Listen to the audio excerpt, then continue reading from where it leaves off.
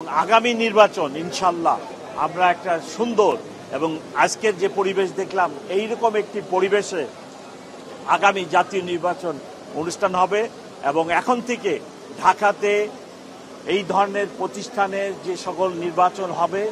আমি police commissioner হিসাবে সর্বাত্মক সাহায্য সহযোগিতা করব সুন্দর নির্বাচনের জন্য, যাতে এই ছোট ছোট নির্বাচনের মাধ্যমে আমরা দেশবাসীর কাছে এই মেসেজ দিতে পারি যে আগামী জাতীয় নির্বাচন মাননীয় প্রধান উপদেষ্টা যে কথাটি বলেছেন যে সবচেয়ে সুন্দর